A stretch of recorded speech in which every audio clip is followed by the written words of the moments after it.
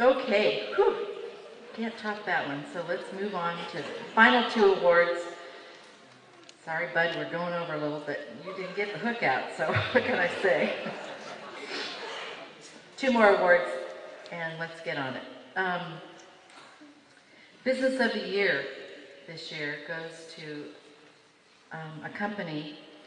When we talk about local flavor and global vision, and we try to do that a lot, this business models that brand message to a T. As Janet Rodina states on her Silk Moon's website, we all share hopes for a peaceful planet, and Silk Moon hopes to contribute in some small way to weaving a web of peace by focusing attention on human commonalities that we share across cultures. We seek to foster empathy and understanding between cultures by exploring, educating, and celebrating ethnic arts and crafts traditions from developing countries. We hope to build a web of support between fair-minded shoppers and skilled artisans in developing countries. Last year's Business of the Year recipient, I talked to Raleigh today, and he immediately off the cuff said, "You really characterized Janet's business not only as one that models benevolence, but she has a clear understanding of how to operate a business." Silk Moon has moved 3 times since they opened in a little over 5 years. I might have gotten the years wrong, but she's moved 3 times. Each move has been a strategic and courageous one, meant to move that business forward and upward and into larger spaces and more. It's been very successful.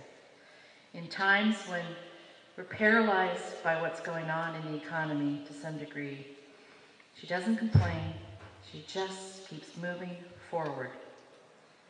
She now anchors the corner spot on North Main and McKinley. The vibrant colors of the weavings, the clothing, and the window displays creates but a glimpse into the heart and soul of Silk Moon. As a small business owner, I have found that Janet and Silk Moon to be generous when asked to give, supportive when asked to participate in activities, straightforward in her opinions, and creative and positive with her suggestions. It's really challenging out there right now, and when you're trying to create collaboration, get people to work together and cooperate, and do the things to move you forward, it's not always that easy. You know, see this dent in my forehead? That's the brick wall I keep running into. But I'm telling you, it's a pleasure to have businesses like Silk Moon in the area that support that effort, because we are in this together and we need to continue to move forward. The community congratulates her on her expansions, her kindnesses, and her continued success, and we can't think of a better recipient for this year's Business of the Year Award than Silk Moon. Janet?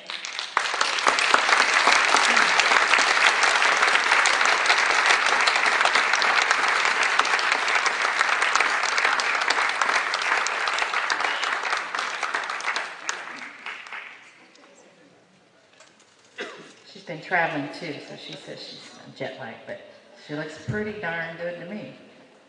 Congratulations. Thank you so much.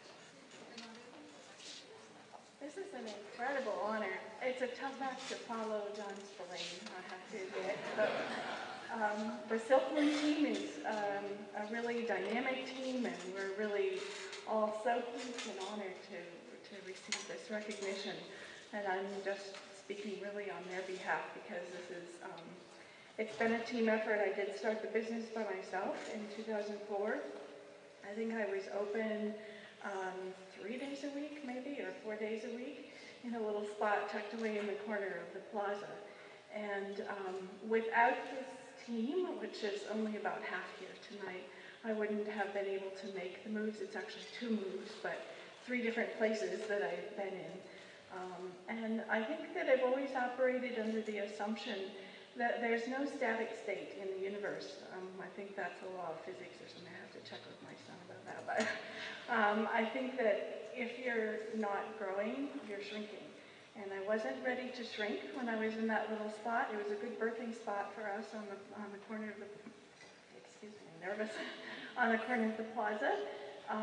But I knew that we were going to stagnate there if we didn't move forward and progress. So we took a big leap of faith and moved to Main Street and expanded our team to meet the demands of that. And every step of the way, we stayed in touch with our friends in Southeast Asia that I made through my travels over there. And so many of them are struggling just like we are. I just got back from Mali and Laos and Thailand, and I saw firsthand some of the ravages of the recession, the worldwide recession. Little shops are closed. There's no trace of the people that I normally bought something from in those little shops. In Bangkok, it's expensive to live in a big city, so people have gone back to their little communities because there's always the rice field. They can always, they're lucky if they have family back in a small community. So always we keep remembering that it's all about those connections that we have with family and with community and with the teams that we build in our lives, like this really great team that is working with me at SCoC Moon. And I just really appreciate the support. Sebastopol really is a great community. It's lively, it's diverse, just like the worldwide community. And in these times of recession, we really do have to keep reminding ourselves that we're not, it's wonderful to buy local and do things locally, but we're part of a greater community too. And I think it's really important that we can continue our connections with the worldwide community, and it helps us to understand our own situation better. One of my favorite things in the last couple of years, actually it was last year, just about this time, everybody was really worried, and customers came in and people looked concerned, and they just didn't know. We hadn't been through anything like this for, maybe many of us hadn't ever been through any kind of an economic challenge like this. And so we figured out how to rally the troops and to have a positive attitude and moving forward. And one of my favorite things that we did was to pose for Vesta Cope Steak for an ad in her paper. And we'd like to just do a follow-up of that because the subtitle was, "Recession, You're Not the Boss of Us."